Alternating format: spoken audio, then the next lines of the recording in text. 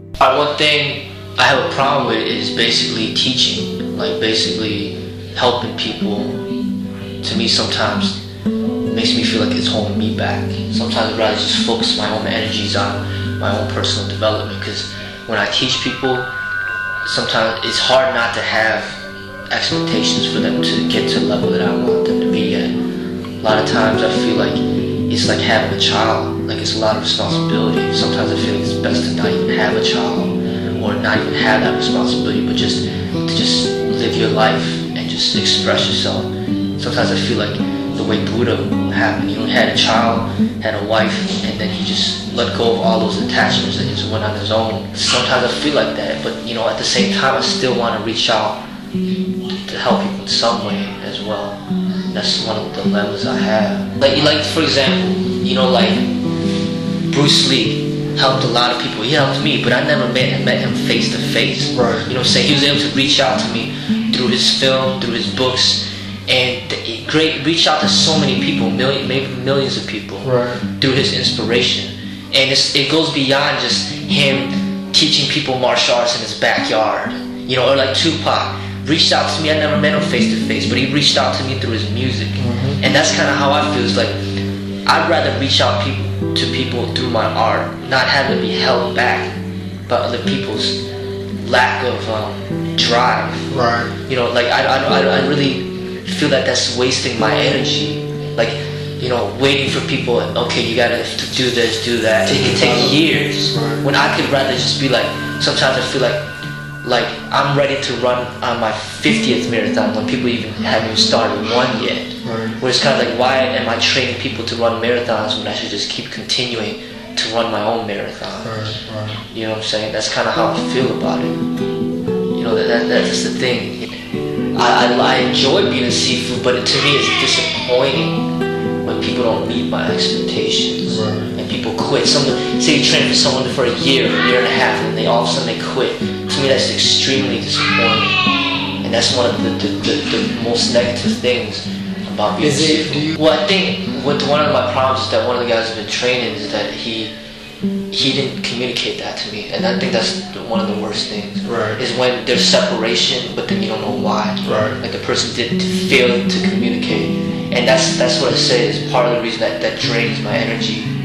It's like having a child, and then he decides to just move to another country without even speaking to you. To me, it's like I would at least want that communication to update me on what you're thinking. But when people don't update you, and you don't know what they're thinking, to me that really drains a lot of energy. Is that I realize that when for example, when I teach on YouTube, when I make videos, I'm not attached. No. Because people who I don't even know who's watching. Right. But my main concern is if I can reach out to somebody, that's great. But when I meet somebody face to face, and and they're training them as a disciple, officially and under Sifu, to me I see it like what I'm trying to do is almost like trying to build like a business, like an organization, right, business, right, not necessarily for profit, but as a name, right. like Taekwondo has been around for thousands of years, or even McDonald's has been around for so long. There's got to be the founder, like the founder of Microsoft, Bill Gates, created something, and then people would work for him to promote that business, to make it successful. The thing about it is that what I really want to do is kind of have like a family. Like you said, like a family. That name to kind of help promote a better way, that in my opinion a better way of living, or a way of practicing martial arts. So it's not necessarily like, oh, I'm the master and then forever bow down. It's more like, okay, I'm the Sifu now, I want to train you to be a Sifu. Okay. So then you can help spread this way. Right. And you are your own person. So once you train under me for a while, then you become a Sifu. You are basically just sharing to me what represents like true martial arts. Right. Or like more of a spiritual, more of a peaceful way of living. And basically having that connection with the people that I train with. And if it ends, like I always said, if it ends at me and I'm the only one that does this, then it's fine. But you know, it would be nice that, say, you know, my kids grew up and they got to a high level of training of where I would consider them capable of passing this art along. Or if I meet other people. Yeah, I think that's part of the problem that might end up becoming even my responsibility, is that I end up pushing them in my mind too much, and then the ego becomes involved. And that's the problem with the martial arts, is that the martial arts, to me, there's an element of the ego. The element of the ego is that hard training to be a fighter. To me, to be a good martial artist, you have to be a good fighter as well. You have to be athletic. You have to be that training. Yeah, you have to put that effort. That there has to be some type of ego. Because to me, then there'd be no reason. Then there wouldn't be no distinction between martial arts and like a sage or like Jesus. Jesus didn't practice combat techniques. He, you know, if you go to him, he just accepts you for everything that you are. There's no like, you don't have to meet any requirements or anything. He just accepts you. But for me, it's not like that. I can't just be like, all right, you don't train physically, you're very unhealthy, okay, you're an elite martial artist now. It's not like that. I mean, the belt ranking system serves a purpose, you know, to me. But it's not, I'm not saying that we should be limited by that, but it still serves a purpose. Like, you can't just go and, you know, start as a martial artist and think that you're a black belt. You have to work towards that.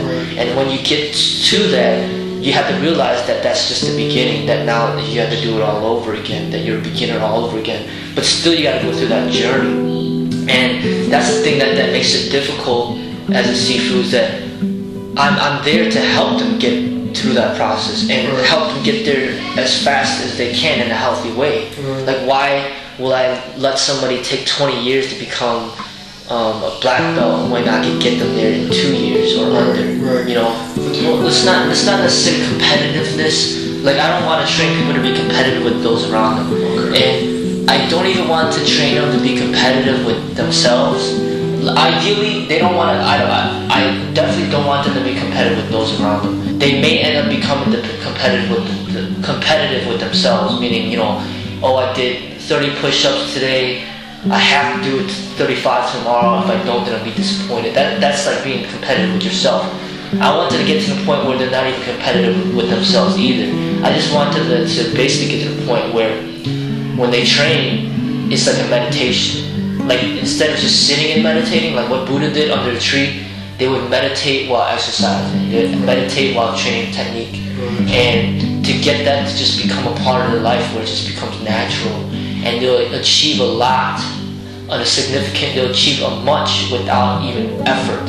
But at the beginning, to get to that meditative mindset, it's going to take effort. It's going to take kind of like a push a little bit. Drive. Yeah, like a drive. Like, you get up, you're kind of lazy, oh, should I skip training? No, you're not skipping, go. You know what I'm saying? Oh, I don't feel like coming today. No, come today. It takes time to get to that point. At the beginning, it might be a little competitive. When you're sparring against somebody, you're gonna want to kind of perform better.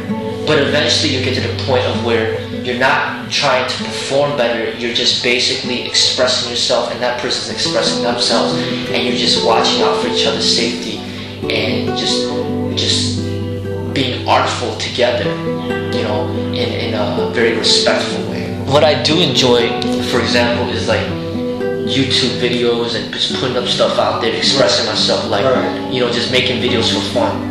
I enjoy making fitness videos to teach people how to be fit because it's peaceful.